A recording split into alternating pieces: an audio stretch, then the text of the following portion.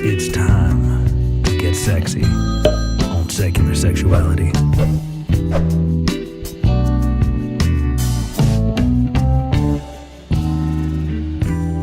Hello and welcome to Secular Sexuality, the ACA show that has changed up their format a little bit to include pronouns in our lower third, which is very exciting for me. Hi, I'm Vi and go by they, them. With me always is Christy. Howdy, I'm a he, him. And today, helping us bust some myths about non-binary people is the amazing ExCultBaby, Rudy. Hi, I am also a they, them. Awesome. So Rudy, welcome to the show. I'm so excited to finally be on a show with you. I watched your stuff, we've talked online, but this is the first time we're actually doing something together, so I'm excited. I am also excited. Tell us a little bit about yourself. What do you do? What's your role in this here YouTube community? As for what I do right now, lockdown, jobless, doing a lot of knitting. I tried to keep a sourdough starter alive, and I failed. Quarantine stuff. Yeah, quarantine stuff.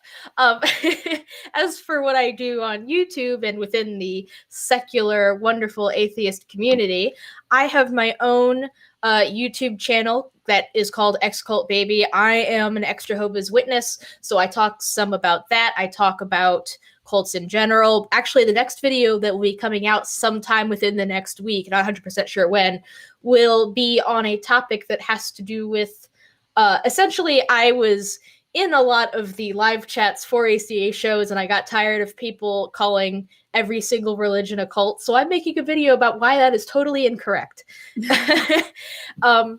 So yeah, I make videos about atheism, I make videos about the Bible, I make videos about my experiences as an extra Jehovah's Witness. I also make videos about gender and sexuality and social issues and stuff like that. Wonderful. So right in line with what we're doing here at the ACA. So I'm surprised that we haven't collaborated more often, but maybe we can fix that in the future. Yeah. So this week, we are going to be discussing what it means to be non-binary, especially on the internet, where everybody has a say in what you can and cannot be. And we're going to also be providing you all with some really helpful myth-busting answers to the most common questions that people like Rudy and I get when we put our faces out there. So if you have any questions about non-binary identity or what it means to be enby, or if you have similar experiences about gender nonconformity, definitely let us know. We are taking calls at 512-991-9242. That's 512-991-9242. And now that I've remembered, finally, this number and memorized it, quarantine will end and we won't have to use it anymore. So you're welcome, everybody. All right, so let's jump into the interview portion then and just get a little bit more about you and about non-binary identity in general. So Rudy, both you and I identify as enby or non-binary. And what I know what it means for me, and I've talked a little bit about it on the show, but I'm curious how you identify it and how you would explain it, not necessarily to somebody who is coming up against it and demanding an explanation, but just for yourself, like what about you makes you non-binary? So that is a great question. And if I hadn't been prepared for this question ahead of time, I probably would have stumbled through an answer. But I guess for me, being non-binary it's somewhere in the middle and neither at all. As I did actually do a video on my channel about what my gender identity means to me, and I identify as gender fluid. So my gender is not static. It doesn't really stay in one place. It can change as often as like I wake up in the morning and it's like, I wonder what gender I am today. And that's kind of like my everyday experience. But really, when it comes to being non-binary, it's just, I have some days where I feel very strongly like, yes, I am masculine today. This is me. I am a man. And then sometimes it's like, no, I'm definitely a woman. And then sometimes it's like, I don't know what that is. It's Well, like that's different. yeah, it's like, I mean, it's definitely not either man or woman, but I don't know what else to say. And it's really hard to identify what exactly that means for a person that isn't me. Like, I know for me what that feels like, what that looks like, what that means, but gender is such a personal experience that you almost can't express your own gender to another person and expect them to understand it unless they actually have the same gender. You know, like other women are like, yeah, I know what it means to be a woman. If you're talking to a group of women and you're a woman, and you know, men will be the same way, and non-binary people tend to have a similar, like, yeah, I know what this means. But when you're trying to express that to another person, it's like, I don't even, it's like trying to explain colors without, you know, explaining color to a blind person. It's yeah. That's an interesting way to put it, because I think you're right, because when you're talking about gender to somebody and you're trying to explain to them how it differs from their understanding of gender, it is very much like saying, no, you're seeing green, but actually this is blue. But you can't use the words blue or green because it's useful at all. So you're like, well, it's more like the color of the ocean, but on a sunny day as opposed to a rainy day. But also, like, so you just have to go with experience more than anything else, and it's interesting for sure. And I definitely feel that. Like, for me, I am most comfortable in a very androgynous state. So when people have questions, that's when I feel most valid, oddly. And I know that's not everyone's experience by any means, and a lot of people prefer right away to be gendered correctly, which makes sense and is a reasonable thing to want. But for me, it actually is different. It's if you can't quite tell, if you hesitate before saying sir or ma'am, like, yes, gender affirmation, thank you, I feel good. Yeah, I definitely relate to that when I am feeling not super masculine or super feminine. I definitely get some validation from people's hesitation to gender me because they're really not sure. That's like, yes, for like 1 second, you didn't know. You maybe figured it out, but for And at least you were a little right bit, you didn't in know. that 1 second. You were correct. Right. Just be like that all the time. Like, whatever you are, and it's like, yes, that's it. The whatever, that's it. I think it was Rhea Butcher. Do you know the comedian Rhea Butcher at all? They have recently come out as non-binary as well, and they had this tweet that was, "I am the and in ladies and gentlemen." I was like, oh, yep, that's about right. Yeah, that. Well, you know, I relate to so much of what y'all are saying from the inside in my own sort of gender experience and how the pieces that touches. But I can totally imagine from the outside how baffling this can feel. You know, last week we talked a lot about masculinity and we were highlighting these negative aspects, and people were, I think, rightly confused at times about, like, what even is masculinity? Is there even, you know, does gender even exist at this point? Like, we keep trying to deconstruct these toxic pieces of it. And I think it can start to make us wonder if gender even matters. But I would want to hear from both of you. But I imagine that even if you are a gender or non-binary, which I will get into the differentiation there, but it does still matter, right? Yeah, and that's a really good question. Rudy, what do you think? That's actually a question I've been asking a lot, is like, does gender even like matter at all? I think that if we lived in a society that didn't care so much about people fitting into their gender roles, it would be a moot point. It really wouldn't matter. You wouldn't have to you wouldn't have to pick a label to identify as that best expresses what you are, because you would go into every situation meeting a person expecting their own gender experience to be unique to them, as opposed to expecting them to at least mostly fit into a mold. So I think that if we abolished the idea of gender altogether and we're just like, whatever your version of it is whatever your version of it is, that would be great. But I don't think that that's a realistic expectation. So for now, validating everybody's gender identities, even the really obscure and unique ones, is the best that we can really do in that regard. Mm-hmm. Yeah, I'd agree to an extent. I think that before I would abolish it, I would say let's move it into a different arena, right? Like, everybody has their own unique personality, and you would never expect all people to have one of two different personality types. Right. And so there is no structure in society that explicitly says only people of this personality type are allowed here, except for maybe like a Star Trek convention or something. You say that, but I am a Trekkie. Oh, so am I. So am I. On YouTube, it's a point of pride. We're that type. Oh, okay. If there are only Make two fun of types, ourselves. we're Good. one type. Okay, yeah. No, but like maybe moving it from a prescriptive to a descriptive label, right? So instead of saying you have to be this, or you are this, therefore you're also that, it could be just a descriptor. What are you? What's your personality? What's your favorite color? What's your gender? What's your relationship status? And it can be as fluid and as movable as everything else.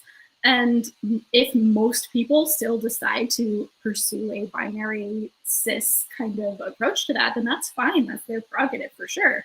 But I think that making it into something that's just one more way to describe yourself instead of this box we put people in might open the door to a lot more people realizing that maybe they don't quite fit the label they were given.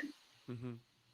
Yeah, as a white guy-ish person, I guess the metaphor that really comes to my mind is the way we talk about race and how we've come from this place of not being comfortable even seeing race, and this color blindness and this idea that race doesn't exist and we should be accepting of all people.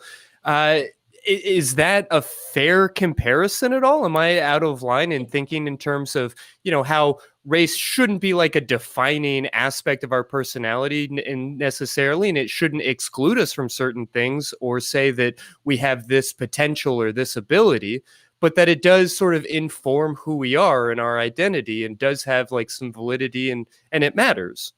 Is that fair at all? I literally just did a video about race on my channel, and I did draw some comparisons between that and the social constructs of gender, and I think that there are a lot of similarities, at least when you are talking about the fact that it has a lot less to do with biology and a lot more to do with social baggage, Sure. Because it's like there's nothing inherent about being Black that makes you a certain way, but there is a lot of cultural baggage. There's a lot of history. There's a lot of background that may have nothing to do with you personally, but will have to do with the way that people historically have been treated of a certain skin tone. And that all kind of plays into it. So I agree with you for the most part on that. Yeah. Fascinating. Okay, so we are diving in with both feet. I love it. And I'm like coming up with additional questions and looking for a pen so that I can jot these down so I don't forget them later.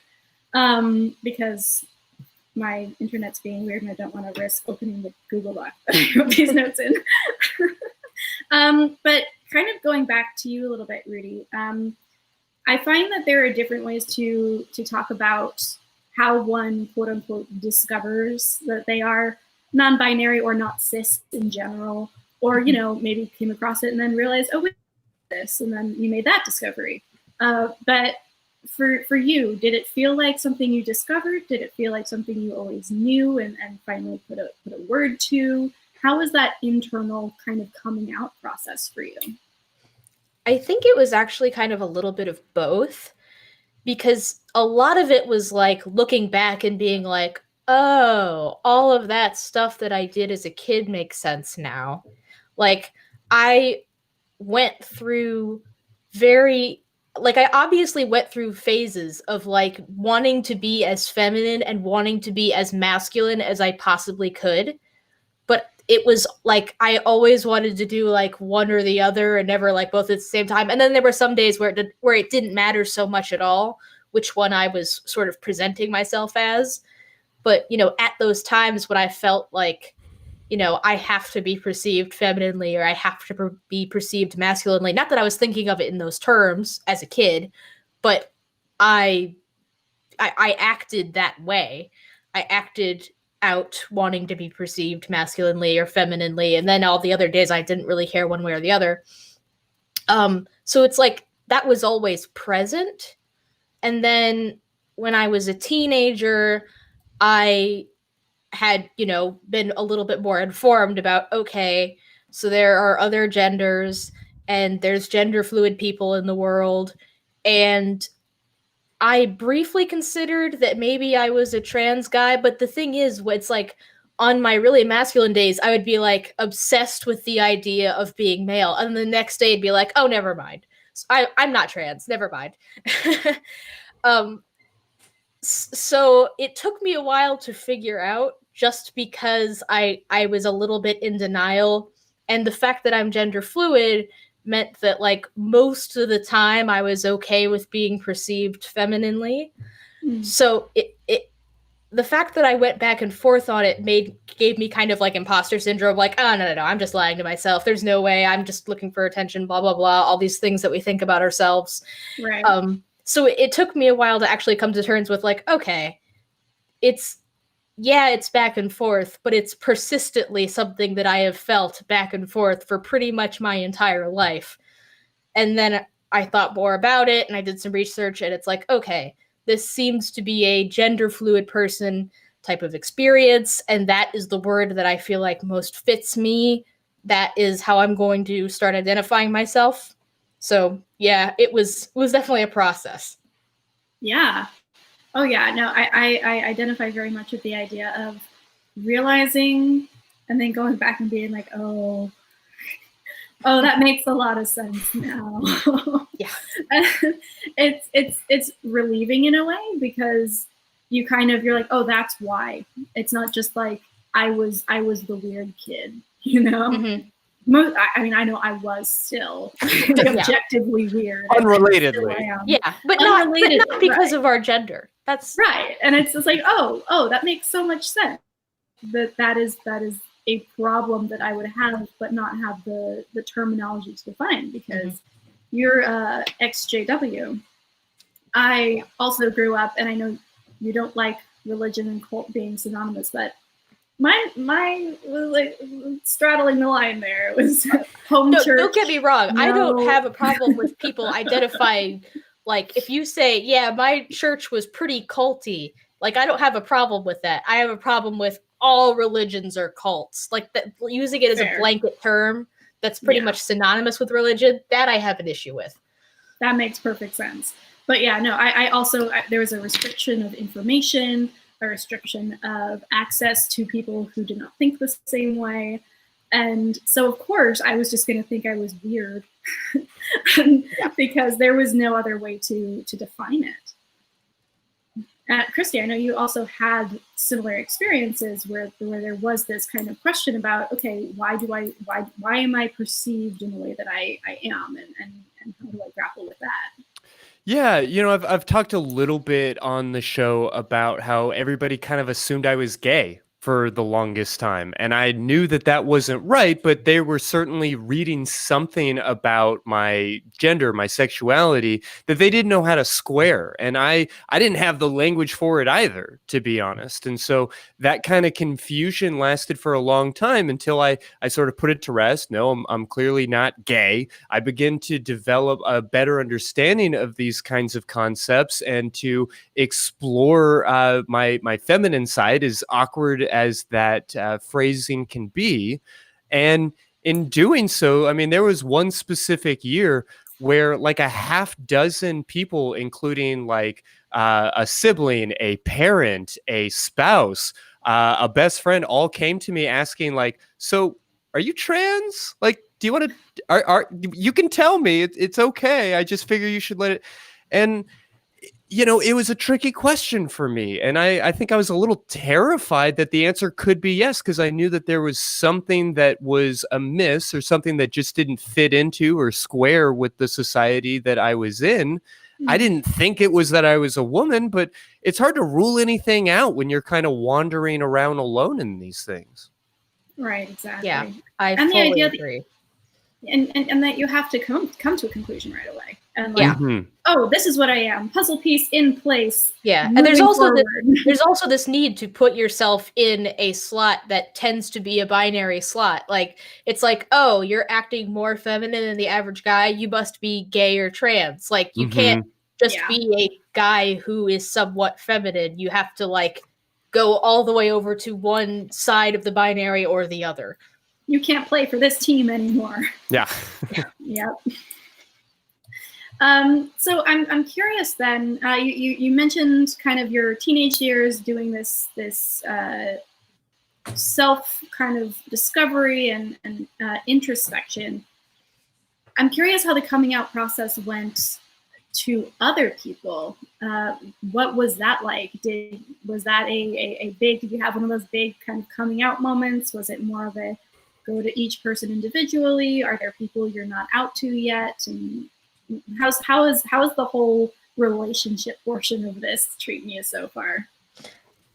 So basically as soon as I should say when I left Jehovah's Witnesses, I immediately came out as pansexual on social media. Like that was one of my first moves, was just to be like, I'm pan. Y'all gonna just have to deal with it now. It's not a secret anymore. And I guess since then I have sort of made it a priority to be loudly myself. So when I came to the conclusion, like, okay, pretty sure I'm gender fluid. The first place that I came out was like YouTube and Twitter, because that's where I feel, well, besides to my fiance, he was the first person I came out to. And then I came out to my friends individually, and half of them are non-binary, so it was just like, join the club.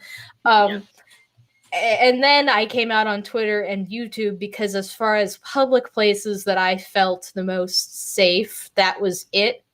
Because my Twitter and YouTube audience are already a lot more, I know that they are open-minded. For the most part, they're not the people that I know in real life, so I don't have to worry about real world repercussions. So I came out there first, and then a little while later, I decided to come out on Facebook. And when I did that, I had to wait mostly because I didn't care what my family thought anymore, because it's like, I'm already shunned by them, so who cares? But my fiance's family, on the other hand, it's like, okay, I'm going to have to deal with them. And really, by I'm going to have to deal with them, I mean he's going to have to deal with them for me, because they're not going to come to me with their questions. They're going to go to him. And in fact, they did. I heard from him talking to his mom saying, so are they plural now? That was a thing that was said when I officially said, okay, they, them pronouns are my preferred. And he was like, he had to explain how actually they, them is used all the time as a singular pronoun. And when I changed my name, she went to him and was like, so do we have to call her Rudy now? And then he promptly reminded her that her husband, his father, changed his name, and she didn't have a problem with it. So,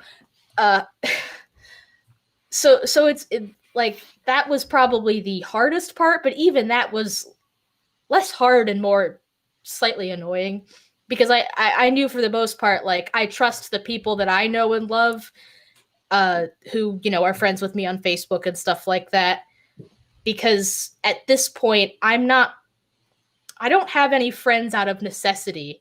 You know, after being shunned by my family, it's like, I don't have that kind of sentiment anymore. If you're not here for me, then get out. Like, it's really that simple. Like, I'm not going to keep anybody around just because I feel like I have to. There's no obligation. So, like, if you're not for it, you can leave. So, yeah. Nice. Yeah. Oh, that's powerful. I like that phrase. No friendships out of necessity. I like that a lot. Yeah, I'm very out here, but not very much in my real life. Just because I also cross-post a lot, so I'm sure that anybody who cares knows, and anyone who doesn't care I can leave them on the back burner until the time is right. But yeah, that's really powerful. I love that. Yeah, it's something that I've kind of had to develop out of necessity, because when I first got out of that religion and I lost all these relationships, I felt like I had to cling to every relationship that could possibly come my way. And then I was like, no, I don't have to do that. I think that having a small group of people that give a shit is better than having a large group that may or may not give a shit and feeling some obligation to all of these people. Like, I feel like I should only have an obligation to the people that actually do give a shit. That's fair. I think that makes a lot of sense. So speaking of people who give a shit, we've got callers. Ooh. Yeah, absolutely. Let's start by speaking with Arden in Vermont. Arden, what can we do for you tonight? Hi. Okay. So I kind of had a question, and I think you guys already touched on it a little bit, actually. Also, hi, Vi. I talked to you on Twitter like 2 weeks ago, so we kind of already know each other. Hello. Yes. Hi. Yeah. So I kind of wanted to get into like the distinctions between being trans and non-binary. Coming from, I have 2 non-binary people in my personal life. Excuse me, I sound like I'm out of breath. I'm just nervous. No worries. And one of them is my sister, who's okay with being called my sister. And they don't really perceive themselves as trans, even though they're non-binary. And then I had an old roommate who was non-binary, who was trans-masculine, was on hormones, seeking to get like gender-affirming surgeries and all that. So I was just kind of interested in hearing you guys talk more about that, because I think I've noticed a lot of like confusion amongst even our own community and like the broader society around those things. I just will let you guys like run it out a little. That is a great question. And we actually have that question on later as like one of the most common questions that we tend to get, which is that distinction between non-binary and trans people. I know I have my thoughts, but Rudy, I'm curious to hear what you might think about this distinction and how you approach it.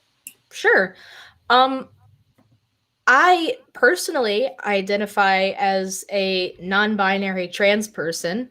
I think that the trans label fits for me, but kind of like I was saying earlier, gender is a very personal experience, and you're really the only person who can decide which labels fit you best. And that's kind of how it always been for me. I know that there are plenty of non-binary people who are like, I don't feel like trans really works for me. To me, trans is just, if you don't identify as the gender you were assigned at birth, then you're trans. And that's the definition that I use, and that is why I would count myself as being a trans person, because even though sometimes I identify as female, I don't all the time. So to me, the trans label makes sense. And that's just not the case for everybody, and I think that that's perfectly fine. I guess that I'm totally comfortable with everybody identifying their own way, and if they have their own explanation for whether they are or are not trans, even if they are non-binary, you have to listen to everybody's individual experience, because gender is an individual experience. Awesome. Yeah, that's very interesting, because I am one of those non-binary people who, at least at this point in time, don't use trans as a label for myself. And that has most to do with the fact that I think it has to do with how the trans community presents itself, which is still very binary, not exclusively by any means. But I think a lot of these spokespeople for the trans community that I see are binary trans folk who have gone from one gender to another gender, usually on what we would call the opposite end of the spectrum. So for me, I don't necessarily see myself reflected in that community very much. But also I don't know if this is valid or not, but there is a lingering sense of imposter syndrome with that, and claiming a form of oppression that I personally do not experience. because of the way that I present. Unfortunately, that means I do get misgendered as a woman a lot, but it also means that I don't have to deal with a lot of the very visceral hate and violence that is perpetrated among binary trans folk a lot of the time. So for me, it's this kind of mixed bag of, well, I don't necessarily see myself being represented in that community or the cis community. So I do really feel like I'm in this middle space. But also it is the fact that I would not feel comfortable saying I'm trans if I was not experiencing that kind of struggle. I know that that's weird because in this conversation, we've had many conversations with people who are like, I can't call myself gay or bi because I have been oppressed. And it's not by any means like a definitional requirement of being anything. Oppression is not required for identity.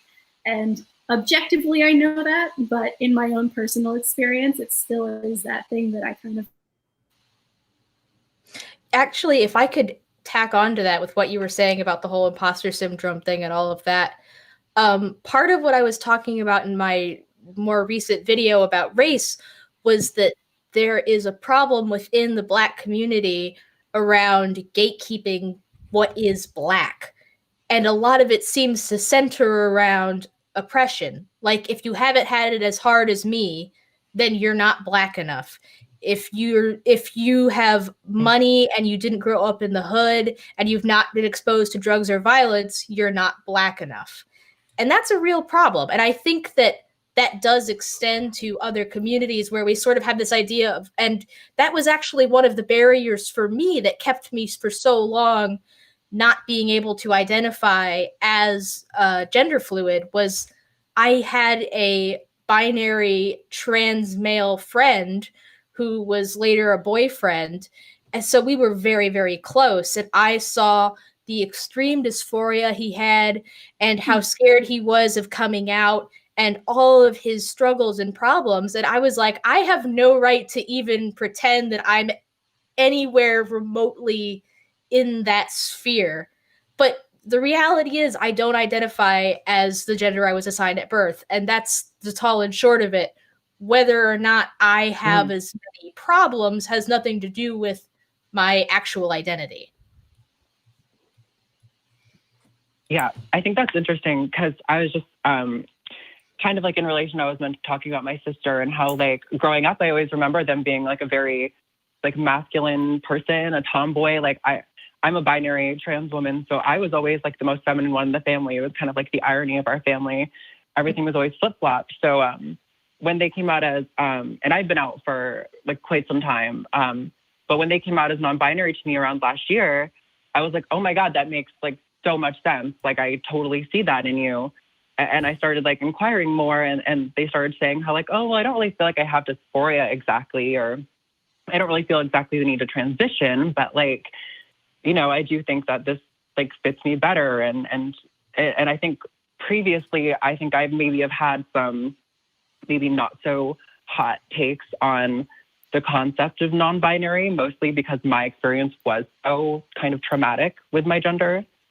But I think kind of like proximity has bred a lot of like understanding. And I think I'm trying to like, I mean, I think I've already kind of gotten far past that, but like, it's just interesting to hear more of these conversations because like, I respect y'all so much. And like, I totally see your experiences, and like, I don't know, I think sometimes these conversations can get so like confusing to cis people, and then they can get so like harsh within our own community. And I would just love to hear people like talking more about this stuff, because I really do think a lot of it is just like just lack of understanding more than anything, even from binary trans people. Cause like, I mean, then in school, like I was able to do some like work looking back on, you know, gender diversity in other cultures through history and stuff, and really seeing how like the concept of being non-binary is really almost more prevalent in human history than being binary trans. So, yeah, I guess I just appreciate being able to like talk more deeply about these things. I love that you called in. It means a lot. It's it's good to have these dialogues, because I mean, for me, it's one thing to hear. I don't know why it's different, but it hit different when you kind of gave that affirmation, because we are part of that same community and we are in this together.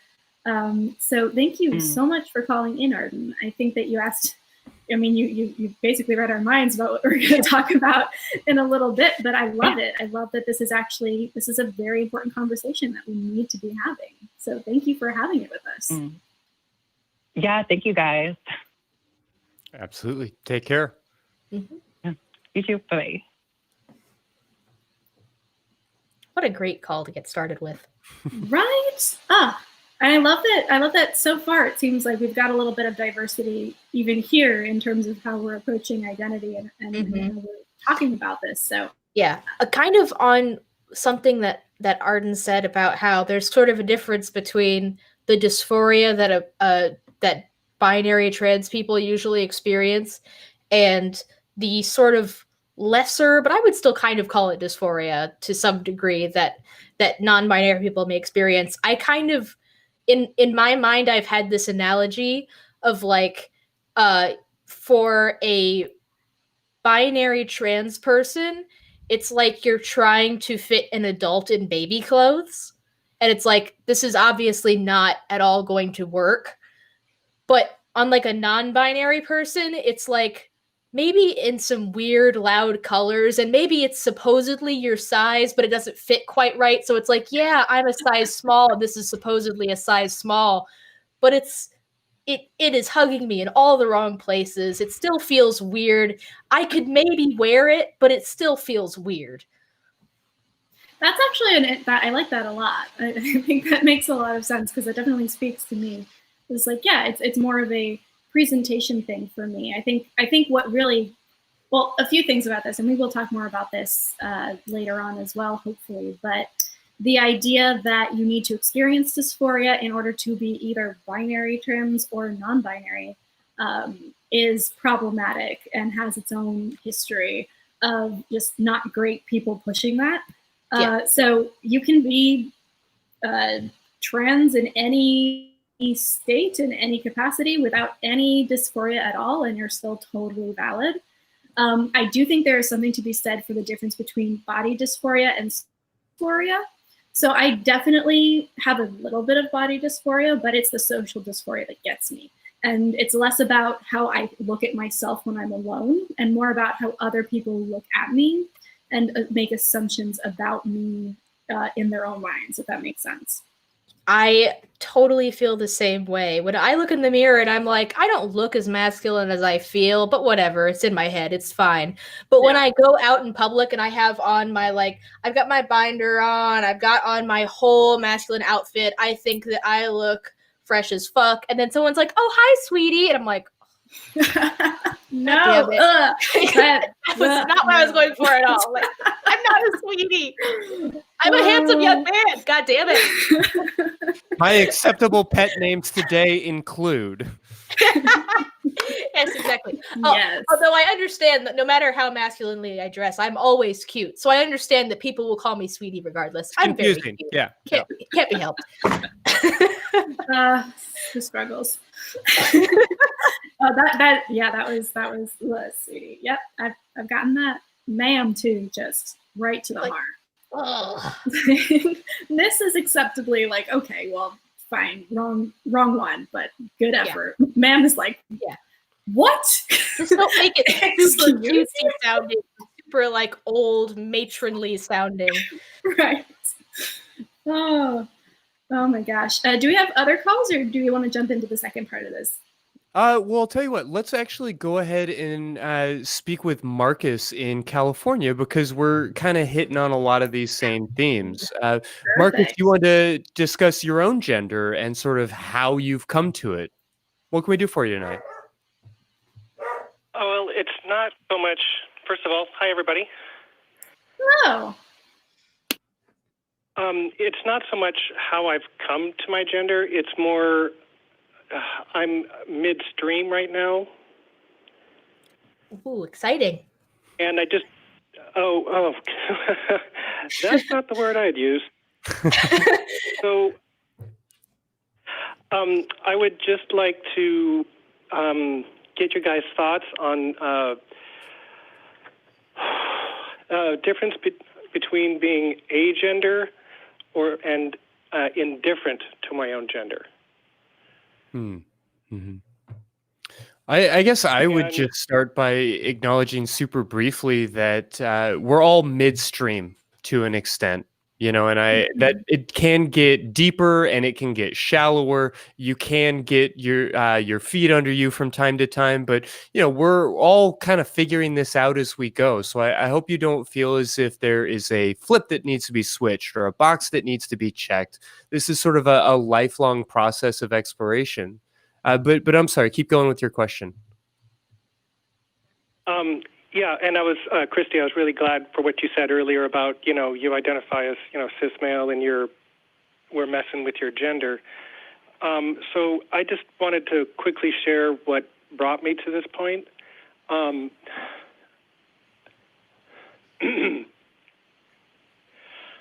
Okay, well, I guess I'm just going to cry, and that's just how it's going to be. So self-discovery, man. You remember the Star Trek episode, The Outcast? Yep. And I was playing. Playing with some, playing some online games with some friends, and we were like, "Oh, what starship would you want to be on, and what race would you want to be on, and what crew and what job?" And I said, "Janai." And people were like, "Oh yeah, the non-gendered race. Yeah, cool." And I went, "Oh, I just said that." and then last year I read. I'm going to throw Jacob TOBIA under the bus here. I read Jacob TOBIA's book, Sissy, Coming of Gender Story. Are you guys familiar with Jacob's work? I haven't read it. No. Yeah, I'm actually not familiar myself. Anyway, Jacob is a non-gendered, a non-binary writer, actor, and they wrote a book. And last year I was, reading the book very late into the night, and I was exhausted, and I put the book down, and I went into bed, and I asked myself, I said out loud, "Can you be a little bit non-binary?" And then I started crying, and I cried, and I cried, and I cried myself to sleep. And then what I've been doing since then is just like, because Jacob has been on, their recommendation in the book is to fuck around with your gender. Everybody should wear a three-piece suit once. Everybody should put on a dress. Everybody should wear nail polish. Everybody should get a top hat, kind of thing. And so the way I did that was I started pretending, imagining myself, what if I could remake my body like a video game avatar. Mm-hmm. And that body keeps looking like it has no gender. Mm. There's no primary or secondary sexual characteristics. And that's where I am right now.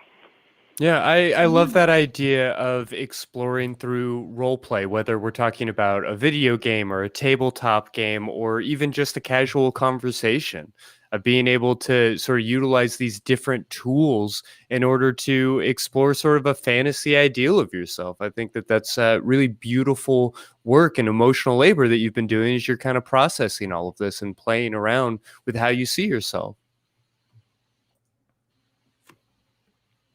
Yeah. And So, I mean, oh yeah, go ahead, bye. I was gonna ask another question, but if you have an answer to Christy's, go ahead. Oh no, please. Okay. My question is, so are you still? This is still very much a new and ongoing process for you, and that's good. That's a good thing. My question is, you brought up the term agender. Is that kind of more where you're leaning now? to non-binary, or are you using the words together? What words feel good to you right now? Agender. I understand that some people who don't have gender consider themselves to be in the non-binary, and that makes sense. But for me, I think the agender is, I don't know, maybe it's a masculine to agender fluidity. Is that a thing? Is that real? Yeah, It's a thing. What you feel. Yeah.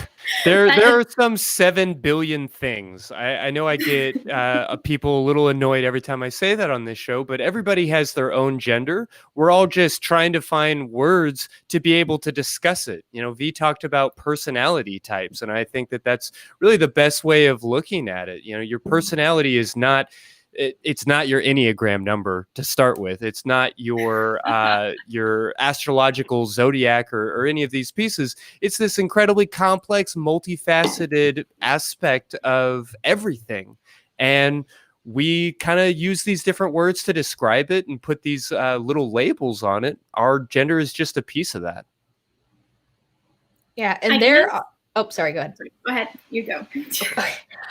As far as trying to put a label on it, I mean, hell, if you can think up a word that better describes you, use that. But odds are there's probably somebody out there who can relate somewhat to your gender experience.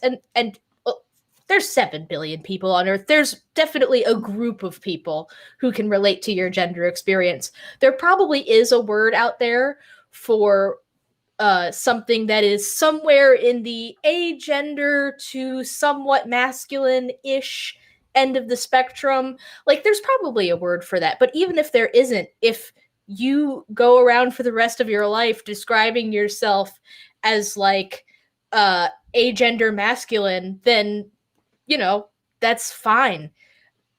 Even if you don't feel like, oh, well, I don't fit in like one particular category, I'm kind of like a little bit fluidish. Like, fluid is fine. Fluid is fine. If you want to change your pronouns constantly from like, today I'm feeling a little bit more he, him, and like, today I'm really not feeling any of it at all, maybe they, them, or some other pronoun that is more neutral, that is fine. It takes time to figure out what works for you. One of the ways that I figured out not only what I wanted to change my name to, but more how I wanted to present myself was literally just like you were saying earlier with like character creation in video games. I started naming my video game characters different names to try it on, because when the other NPCs in the game would call me by my name, I'd be like hearing it back and I'd be like, yeah, that's me. That works for me. So it's like when you're thinking about all this stuff, play with it, try it on, and you don't ever have to come to any one conclusion. Never feel like whatever you decide on and tell people is what you're stuck with. Just it's an ongoing journey, man. Mm-hmm. Okay. It can all feel a little overwhelming, and I hear that. And I recognize how important a lot of these things can be for you. And so, I guess I just want to express that they're as important as you choose for them to be. They matter. We're here every week talking about this stuff because it matters.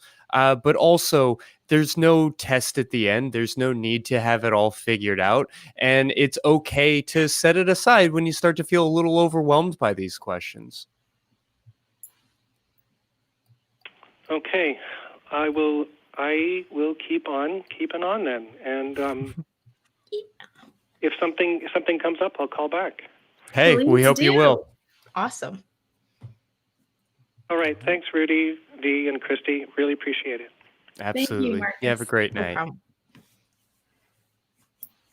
Man, this is why I do this every week. I don't know Marcus about you almost guys. made me cry. I know. I know. Oh, we're getting good callers today. Rudy's a good luck charm. All right. We will hopefully get 2 more calls in a little bit. Again, that number is 512-991-9242. So if you have a question for us, you can see we don't bite unless you want us to. So give us a call, and we'll do our best to answer your questions. You might even guess one of the others on the list that we're going to be talking about today. So this next segment I'm actually very excited about. It's our mean tweets kind of addition to the show. And all 3 of us have had experiences, well, being kind of public faces online, opening ourselves up to commentary by people who don't know us and who more often than not seem to have very strong feelings about us. It tends to be its own interesting atmosphere and ecosystem. So I know that since working with the ACA, I've gotten a whole slew. Like it's run the gamut, really. It's quite impressive. But Rudy, I'm curious, as you started your channel, as you continue to grow and get more followers and more views, what has the reception been just overall online? How have you seen your presentation and your gender either be affirmed or questioned? For the most part, it's all been affirming. Like I said, my audience is pretty chill. Occasionally I'll put out a controversial video to weed out the ones I don't want hanging around. But for the most part, it's been positive. Of course, there's always a handful of people and on Twitter, it's always so random because whenever somebody posts something like randomly mean, it's always like, who asked you? Because it's never on a post where I'm like, what are your thoughts on this, you guys? Like, because I make those kinds of posts all the time where I want to know what people's input is. But then I'll just post a selfie and someone will be like, oh, you're obviously a man. You're a dude in disguise. And I'm like, I am a dude sometimes. So you're half right. It's just like, who asked? What's your deal, man? The other mean tweet that I most remember relating to my gender is that when I came out about my name change, everybody responded really positively. And then for some reason, a couple days later, some rando commented on my name change tweet and just said cringe. Oh gosh. It's who's more cringe, you or me? we can go into levels of cringiness, and you would win. Ugh, yeah, that's terrible. Especially I feel like commenting on an old tweet is always cringe. Little bit, pretty much no matter what. Yeah, that's just not the etiquette. Exactly. But then when your only comment on somebody changing their name is just cringe, it's like, okay, so you didn't have anything important to say, but you still wanted to say it. Got it. Right. Also, what are you going to do? Read it, go, oh, I guess I won't do this thing I've been thinking very hard and methodically about because this random internet person said cringe. Yeah. Cool. Yeah, I've got some doozies. I love the ACA online community. It is not nearly as chill, for better or worse. So some of my favorites, I'm just gonna read these because I've got 4. And these are the nice ones. I chose to not read the ones that actually made me cry. V would be very pretty if she had long hair. Well, it's quarantine and you're getting what you asked for. It's growing out. So am I pretty yet? Is V a boy or a boy that looks like a girl that looks like a boy? And I read that one. I was like, yes, actually, that is correct. Could somebody diagram it for me? I'm not entirely. Because technically they're both still boys in this dichotomy that they've set up. So it's that's close enough. Yeah, right. You're kind of on the right track. Why not? This one they were trying to be very mean. They were, what a waste of a fine woman. Looks more masculine than me. Damn, how sad. That's what I really don't get. Because it's oh, I'm supposed to be feminine for you? I'm confused. But also, like, thank you for complimenting me on my ability to be a fine woman and to be more masculine.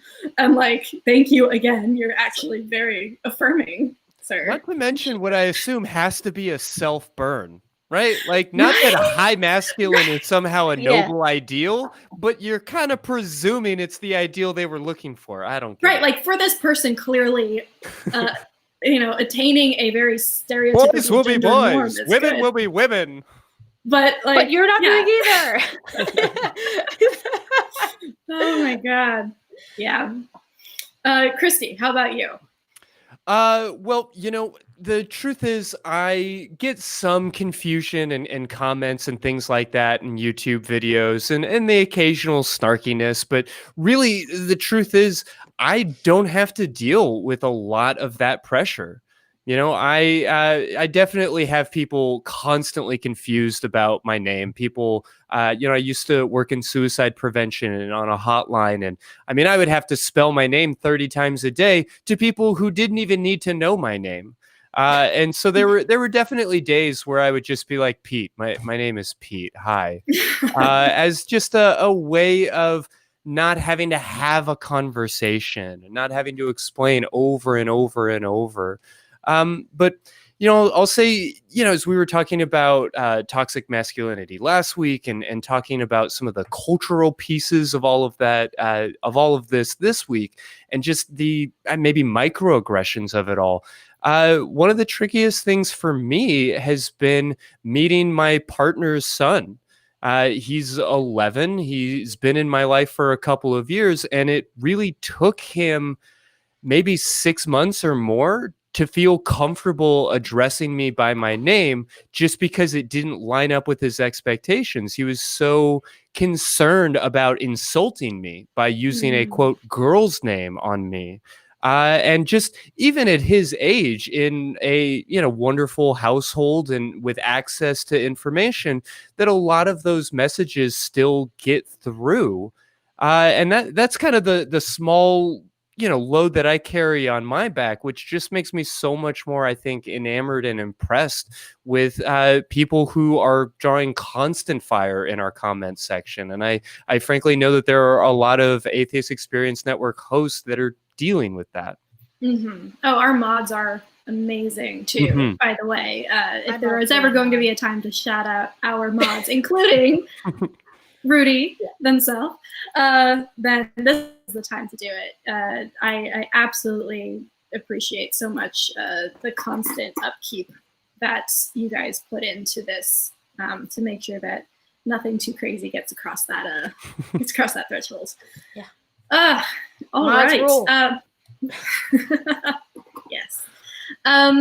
Okay, so our last segment is going to be a little rapid fire kind of myth busting. Not that we are highly qualified in any way, apart from being of the particular gender grouping that these questions normally fall to. So we will be doing that. But Christy, I want to double check. Are there any more calls that we want to take before we do that? Yeah, absolutely. If you like, we can speak with Junk Shop in Tennessee. Junk Shop! Who recently came out as non-binary and pan. Junk Shop, what can we do for you? Well, honestly, it kind of ties back into what Marcus said earlier about feeling about being in midstream. Having recently come out as both non-binary and pansexual online, and yet not really being in a position to be able to do that in most of my real life, I feel like I'm kind of at a cross, nowhere to go. And knowing that both Vi and Rudy have had a little more experience with both of these things than I was just kind of hoping for some input, like what now? Yeah, that is a good question.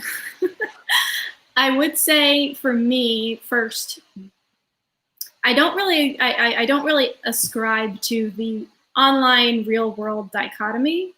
If you've come out online, that's pretty public and that's pretty ballsy just by itself.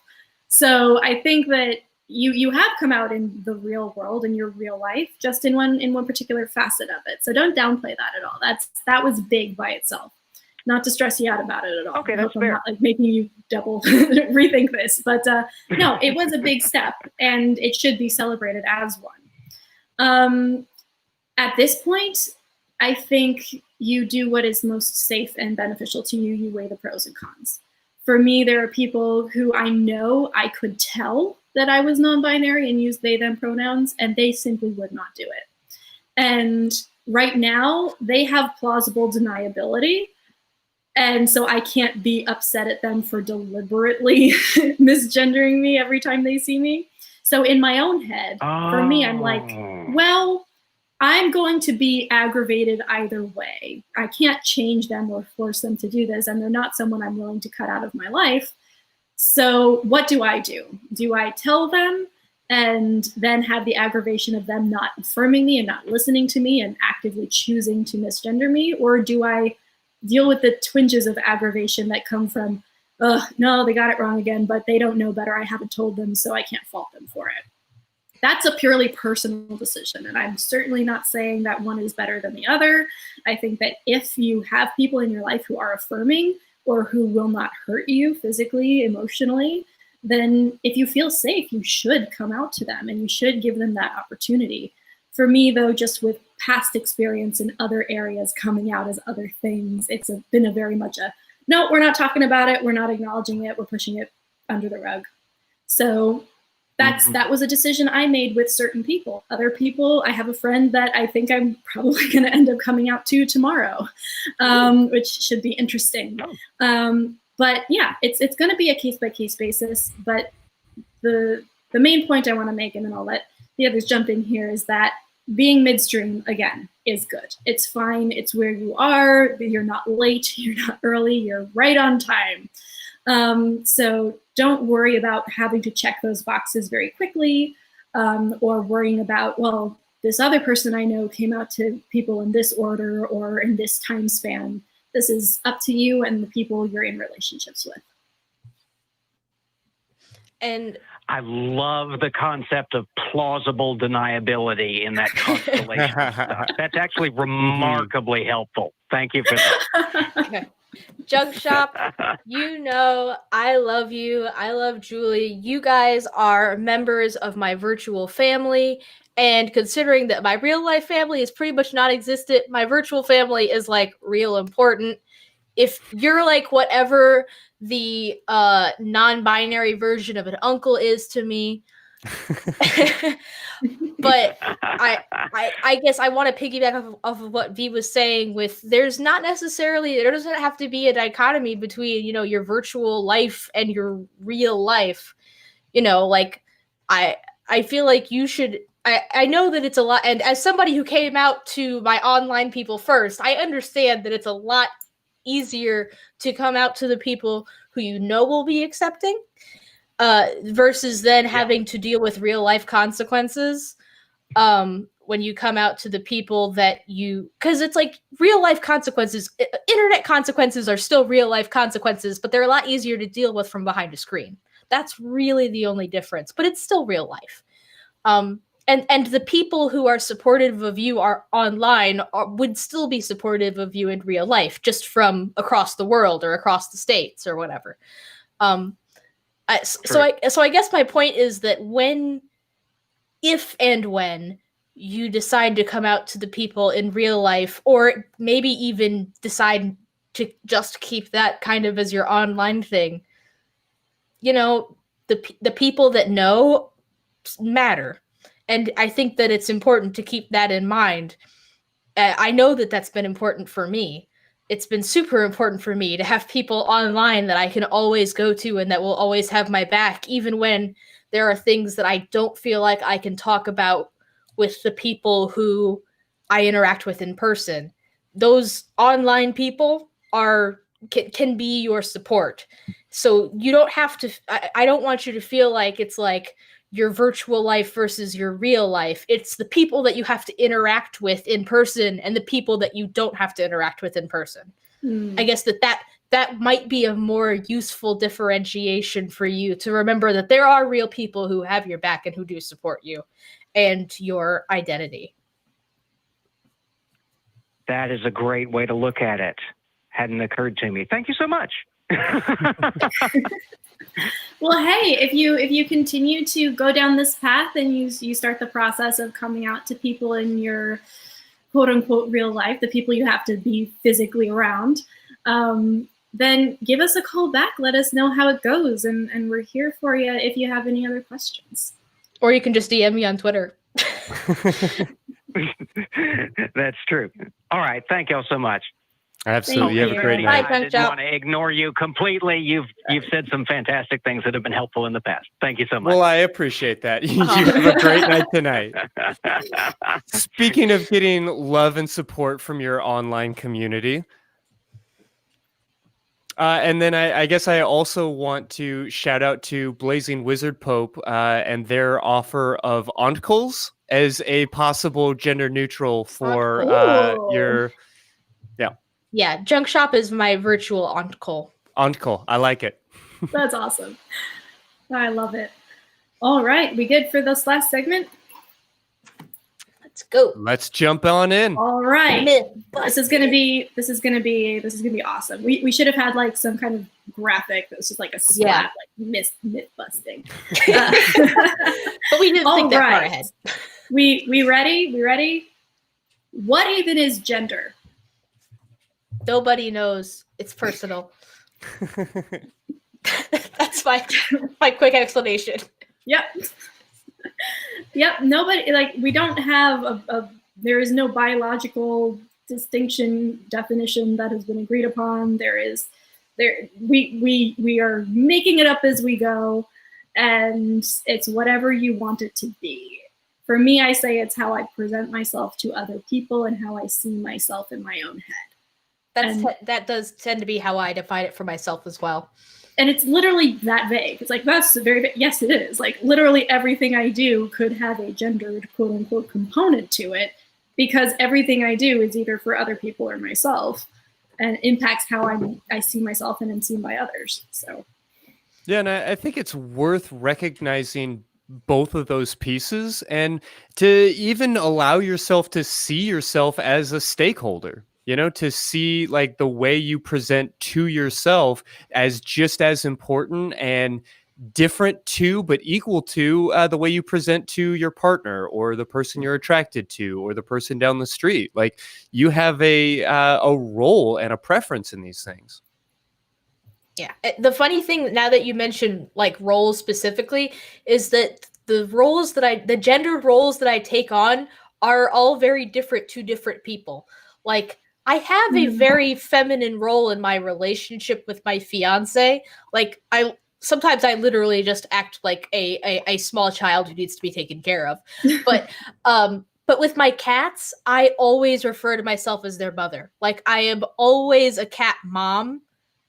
But when it comes to thinking about my niece, I feel more like an uncle. Like, I add these gendered things to it because I just have these specific conceptions of, but it is kind of specific to these different roles that we play in our lives. Yeah, and those roles vary within relationships. You know, I mean, this is why people have sexual role plays. You know, it's not always tied to gender, but it is tied to just the role that you play in the relationship of the caregiver, of somebody who's being taken care of somebody who is the aggressor, somebody who's being dominated. All of these different pieces in our sexuality allow us to play around with and have like a safe space to explore these different parts of our identity. Gender is just a component of that. So if we're talking about, you know, like a high femme, like bimbo kind of role play, or some sort of sissy thing, or there are all these different ways that we can sexualize these experiences. And sex is just play. It's the same sense of exploration and connection. That actually leads into the next question very well, which is, does being non-binary impact sexuality? Not necessarily. These are all really vague answers, I'm realizing now. Well, that's the point, though. Like, if you were just like yes or no, like then I would have more questions. But no, they are inherently vague because the questions themselves usually teach me all about sexuality and sociology and anthropology in like 5 sentences on Twitter. Right. Yeah. And that's a little bit of something to check in on. Like the three of us are here doing this show. We're passionate about these topics, that we're in an educational setting. We have prepared for it. Like we've all well rested. I've got my iced coffee. Christy, you prepared for this? I mean, that's impressive. You did all the work this one week. if you're prepared. Right? No, I was like, I we're supposed to pre-beard prepare. for this. No, V, you misunderstood me. I pre-beard for this twice, Oh, actually. pre-beard. Right. Okay. But Pre-wind. so we're here happy to have these conversations, but this can get really exhausting out in the world. You know, we're here kind of debunking myths and quick fire answering these questions in large part so that folks like the two of you are able to just stand in line in a deli without having to explain anthropology or gender politics or something to a total stranger. Oh yeah. If there's anything that I could ask of cis or binary trans people, it's to use Google and not me to ask these questions. Unless you want to know something specifically about my take on something. But if you want like a general answer, like please use Google. That's what it's for. Yeah, we did not, unfortunately, there is no like non-binary master's program that we've graduated from where we got all the answers to these questions. Like we're also figuring shit out. We're using Google. Like honestly, you ask us a question, more often than not, I'm going to be going to Google and finding an answer. And we could just cut me out of that equation and have you go to Google and it'll be great. But yeah, no, there is this concept of emotional labor, right? And the requirement that someone who falls outside of any majority kind of has, especially in an online space, to provide information, to provide emotional support, to balance a conversation and be the one with all of the answers, because otherwise, for some reason, they're invalid. And it's a lot. And we exist the way we exist, whether or not we can explain it. Right, Yeah, exactly. that's true. Like, okay, why don't we ask like cis person what do you think gender is? Now, if you can't define it to my satisfaction, you are no longer cis. Like nobody, I don't know that nobody does that, but that isn't a common occurrence. But we would never deny that, you know, a cis person who identifies as such is that, even if they don't have a graduate degree in biology or sociology or psychology or any of these. So yeah, there's that element to it as well. Personally, I love having conversations with people on Twitter about this, as long as it's like a real conversation and they're asking a real question. Cool, come to me. We'll have a dialogue. It'll be great. If you're trying to get to a gotcha, I can sense it. I've been online long enough, and I've been that person too. So yeah.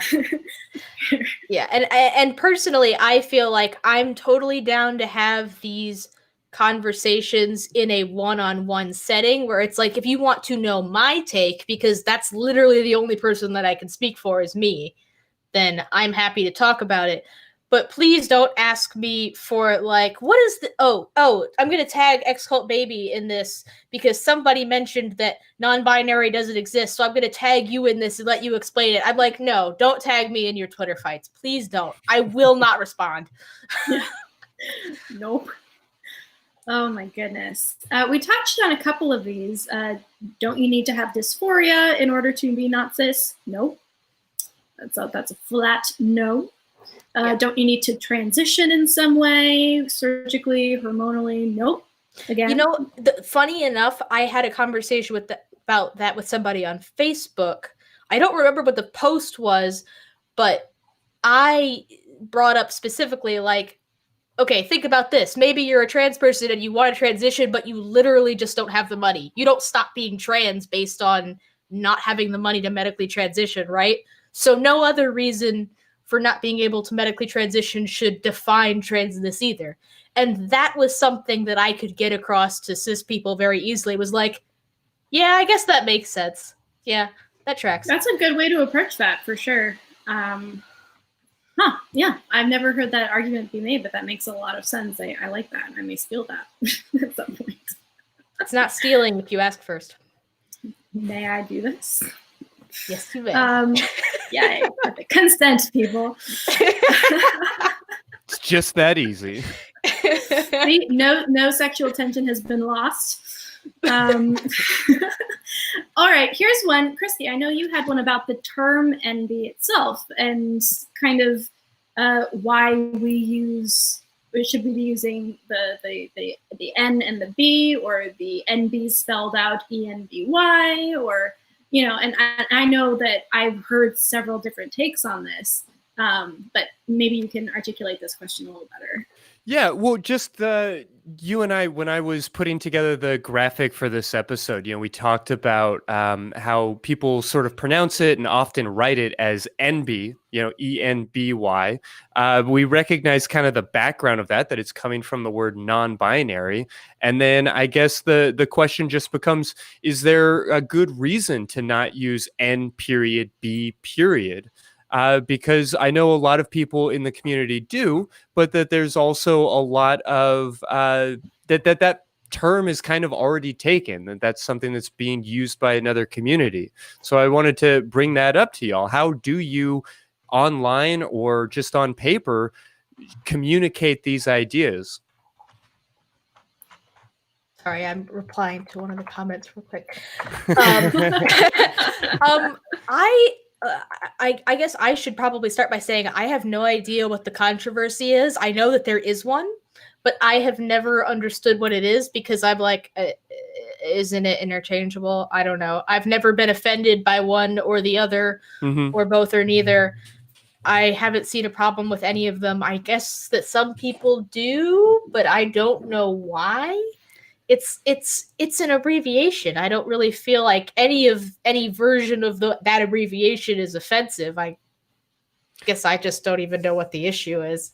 Yeah, and there's an article about this that I've got in the show notes for the episode that I would encourage people to explore.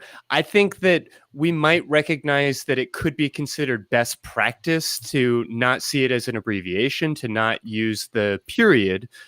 Just because N.B. is often used online to refer to people who are not Black, as a shorthand for discussing those experiences. At the same time, I know so many people in the queer community who do use N.B. to refer to themselves, and I don't know that necessarily is something we need to root out.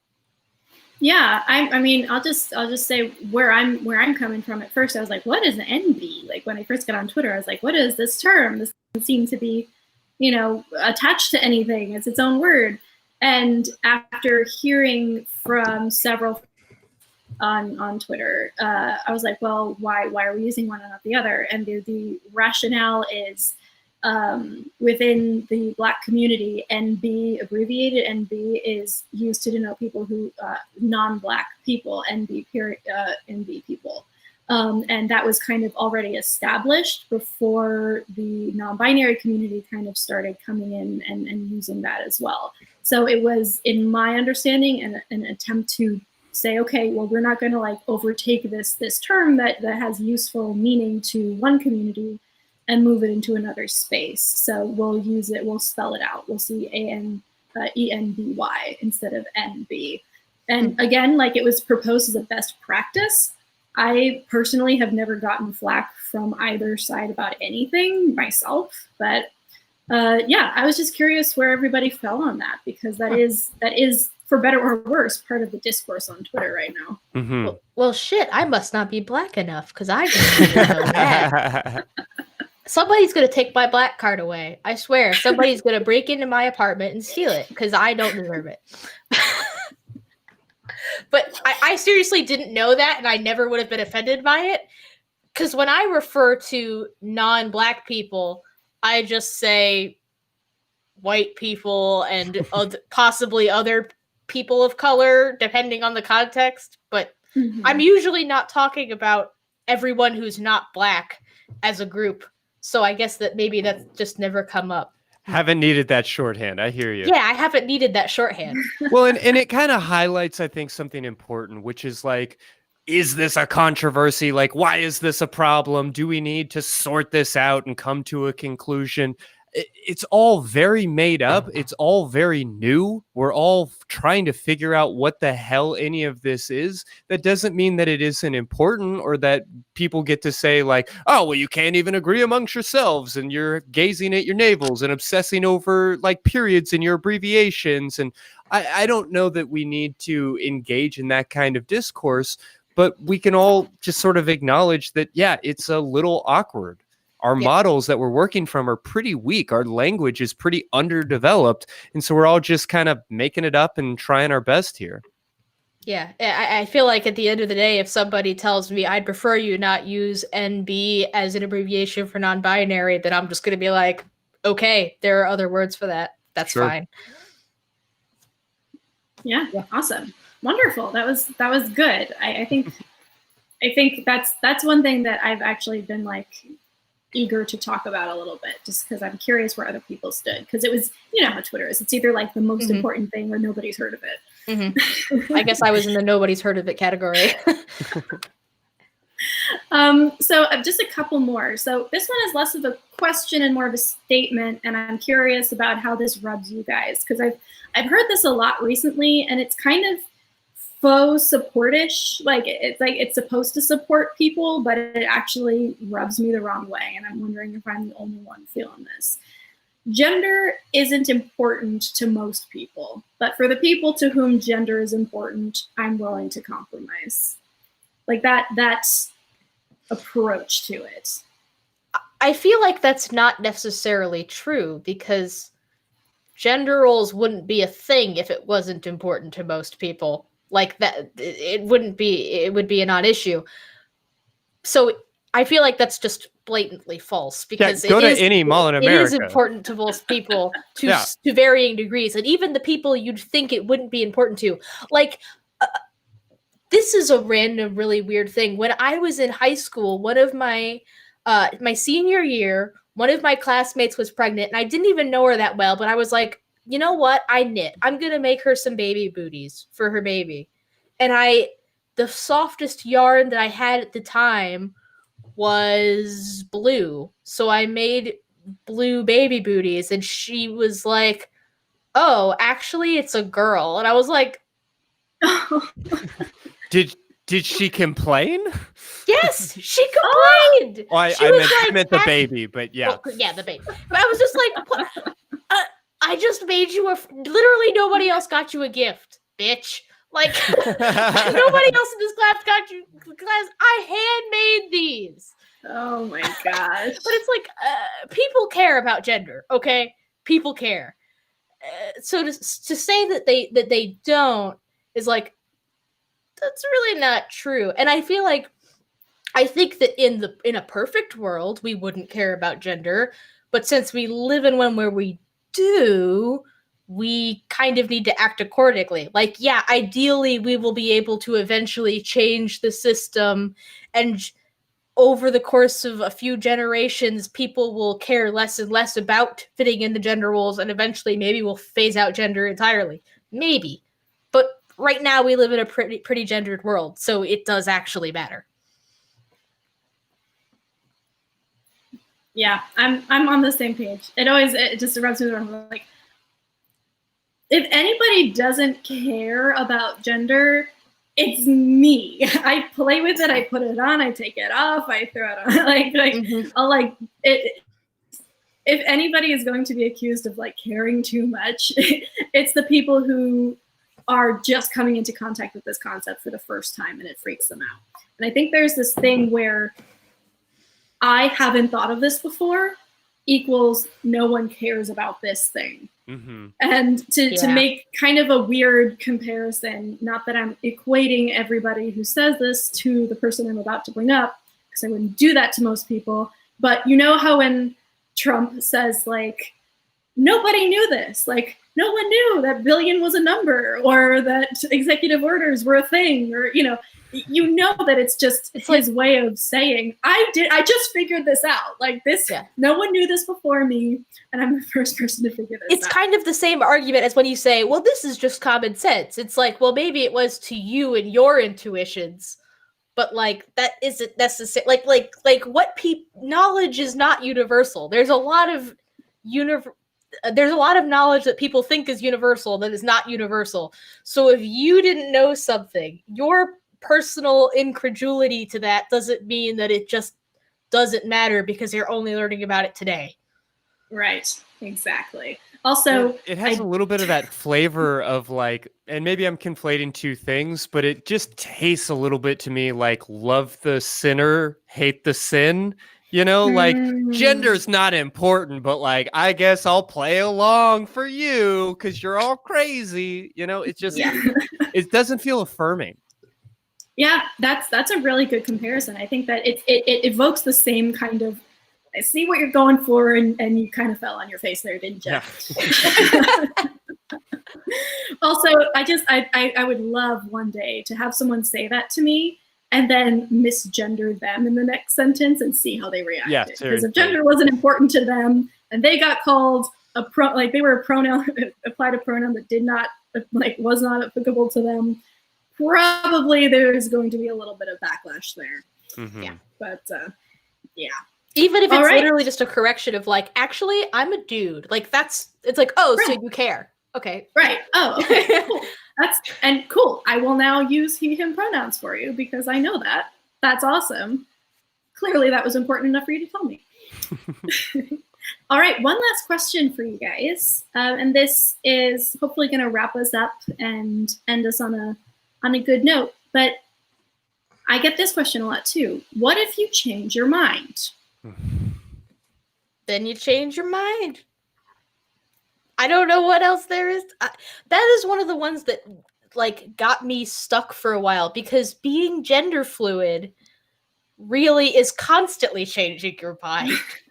Like I can't describe it any other way, but like literally the way that I experience gender fluidity the most is literally like I wake up, I sit up in bed, I look in the mirror, and I'm like, what is that?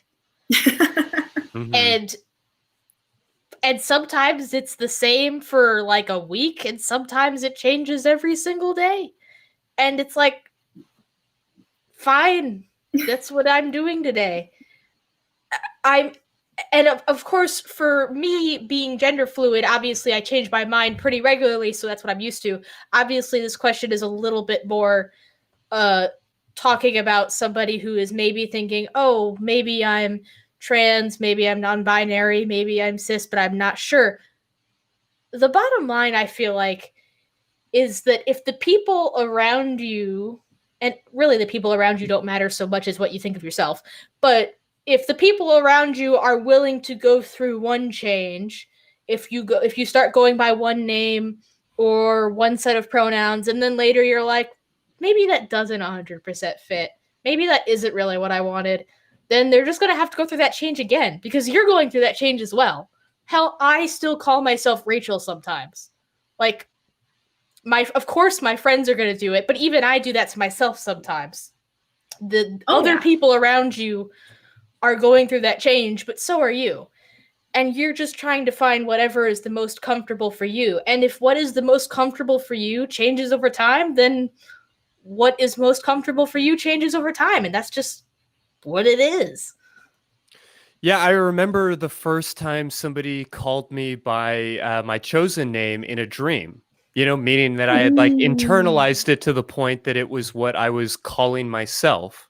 And that took time. Like, it didn't happen overnight, and it wasn't automatic, but it was meaningful when it came.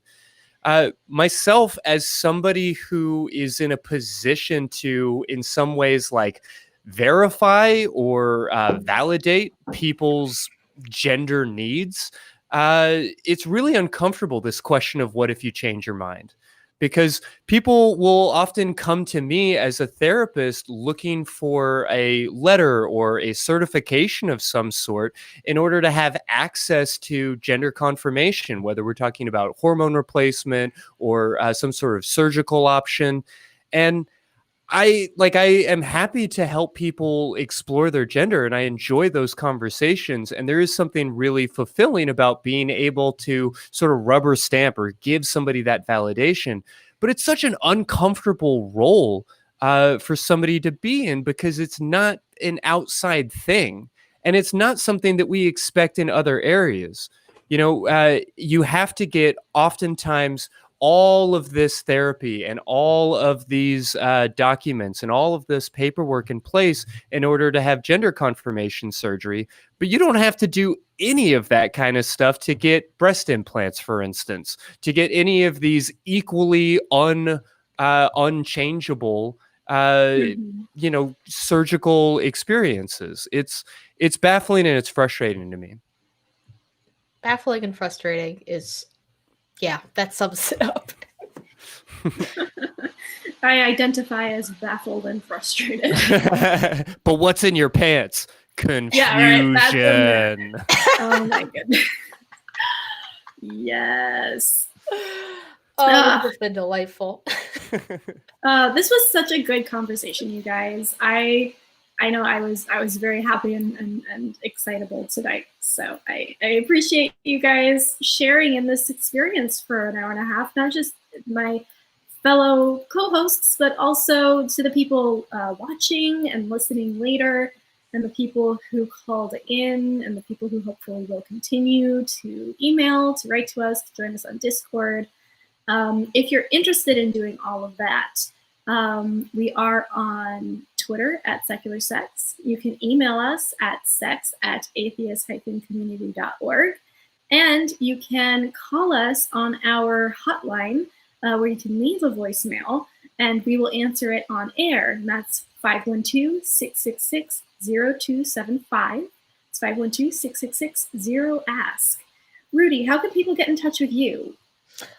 Basically on any given platform, you can find me at ExCultBaby, except of course for Pornhub, where I use a different username because, you know, I don't want to associate that with my professional life.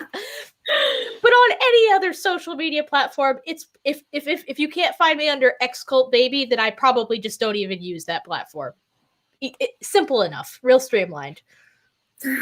Perfect. I love Solid that. branding. Right. Excellent work.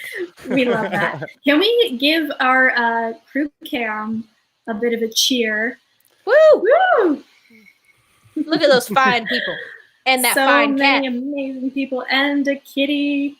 Vern is also a cat mom, and it makes my heart so happy. Mm-hmm. I adore ginger cats, but my cats chose me, and they're just not ginger. That's just the way it is. All right. Christy, you want to take us out?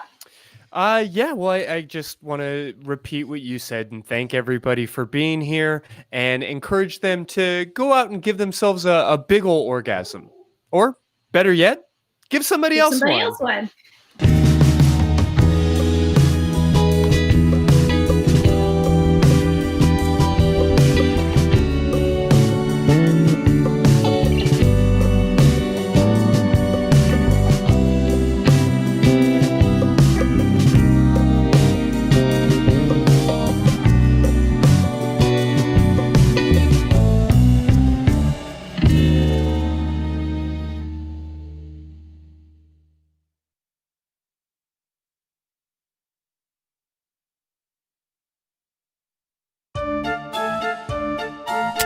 What are we doing, man? What are we doing?